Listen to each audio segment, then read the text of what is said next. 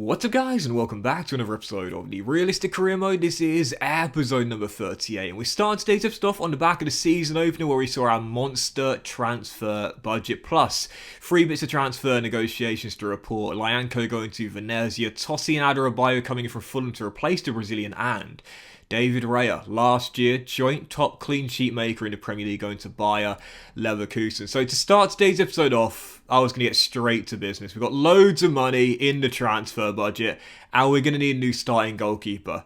Sam Johnston back in Season 1, David Raya back in Season 2, and now we need someone new with a lot of quality. I had 3 names on the shortlist: Nick Pope of Burnley, Meslier, formerly of Leeds and now at West Ham, and also Jordan Pickford as well. I wasn't really sure which was the most realistic out of the 3. Now, for Pope, I felt as though he was a little bit too old at this point in the save right now to have a long-term future here, so he was like my 3rd choice.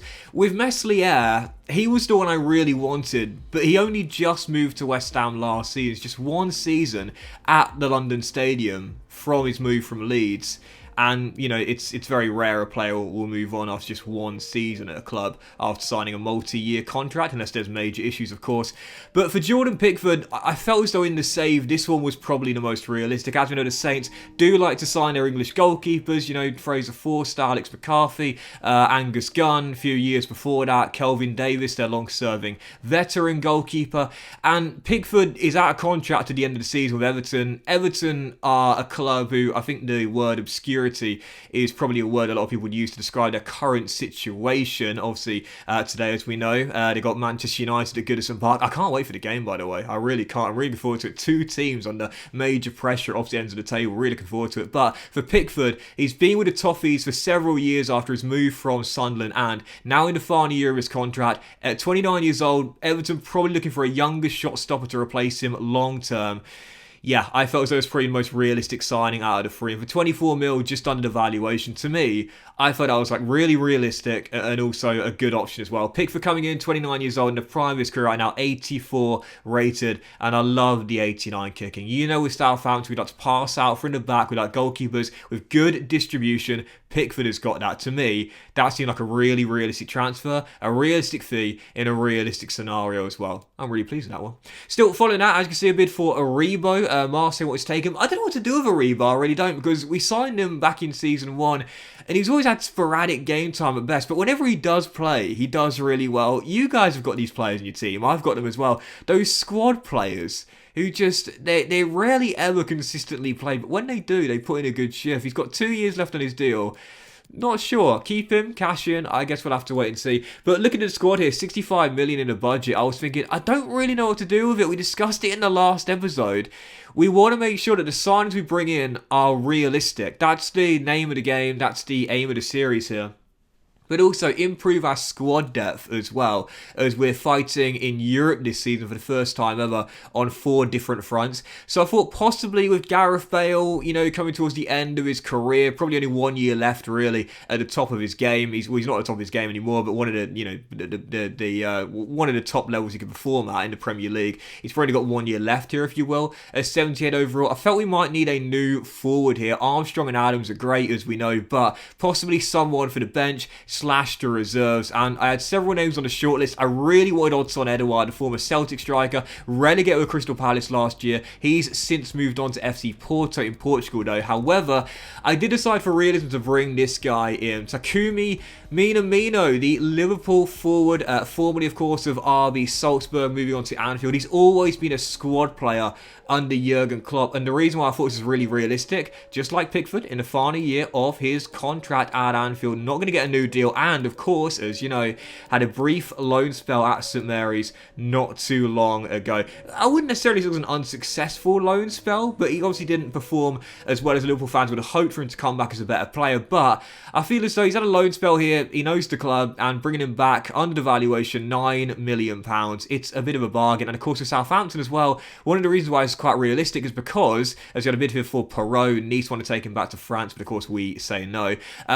With Southampton, they've had quite a few Japanese players over the years. Obviously, we've got Ritsu Doan right now in our team. Mai Yoshida, their long-serving centre-half. They had another player whose name I can't remember a few years before that as well. But even so, for Southampton, I'm quite liking the Japanese feel we've got over the years, you know. So Ritsu has a Japanese pro in Minamino. He is in, and for £9 million, yeah, as a squad forward.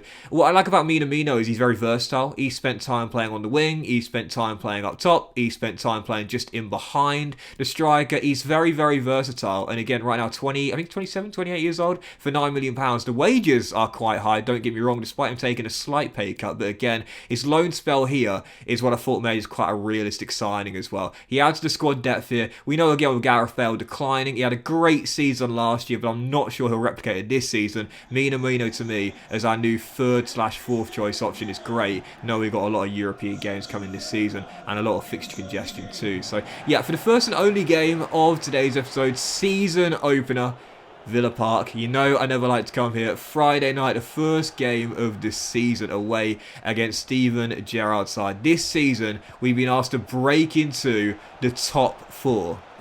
And 3 minutes in, well, I already knew how difficult this task was going to be before Danny Ings at the back. And he had a former Southampton striker who was actually the club record signing for Southampton prior to that signing there of Jordan Pickford. Danny Ings gives Aston Villa the lead, and 2 minutes into the season, we're behind Villa Park. And I said, you know, when the objectives were given to us, I understand why. Last season, we only just missed out on Champions League qualification.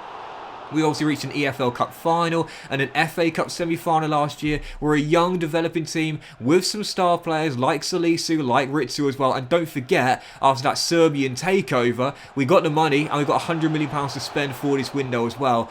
But I still feel as though breaking up the top 4 is just a bit of a stretch for Season 3. I was targeting maintaining Europa League place, the board saying Champions League next year. 2 ways to get there, winning the Europa League or breaking up the top 4, but both very difficult tasks. Didn't want to start off with a loss on match day 1, away against a team who, you know, growing, developing in the post-Grealish era. Gerrard's got them playing really well, don't get me wrong, but a side who, if we are to be a top 4 team, we need to beat consistently. But after falling behind in the first half, we had some good chances. Emi Martin has made a couple of great saves, though, as per usual. I mentioned before, what a signing he has been for Aston Villa from Arsenal. He in my opinion, is one of the best and underrated shot stoppers in the goalkeeper. Shot stoppers in the Premier League as a goalkeeper. And in the second half, after Danny Ings bagged his brace and made it 2-0, Roberto Blas makes it 3. 18 minutes to go. And I just sat there thinking, Champions League? Really?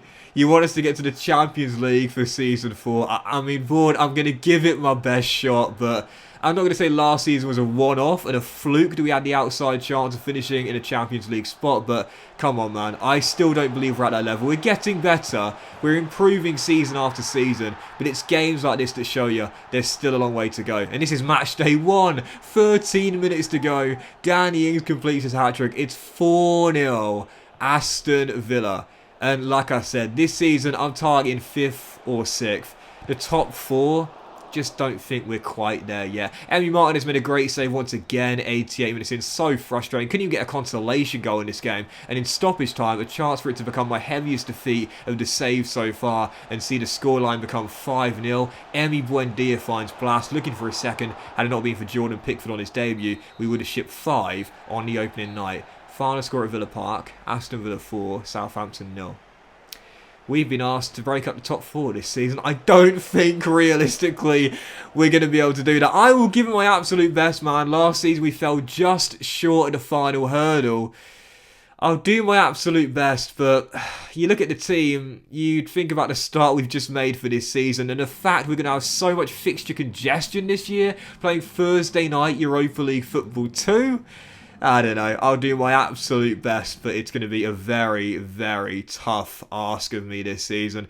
Made even tougher after our poor start, we also saw Ritsu Doan is out for 4 weeks on match day 1, sprained his knee. Not the start we wanted, disastrous, worst possible start on match day 1 for Southampton. I guess the only benefit is knowing there's 37 games still left to go. Even so, final thing we did was Jetty's bids here for Will Smallbone and Jack Stevens, one from Club Brugge. for Stevens, and also FC Zurich wanting Smallbone. I wouldn't call them realistic destinations, so I turned them down. But for now, after the worst possible start of the season, we've got a few weeks to go before the window slams shut, and my question is this: 56 million? What do we do with that? Because if we are to have any chance to get into the top 4, we've got to splash that cash and make some smart signings. But that will end today's episode of the Realistic Career Mode, guys. Big fan, fortunate you enjoyed it. If you haven't, please drop a like. Much love to you all. Have a fantastic day, and I'll see you for the next episode of the Realistic Career Mode very soon.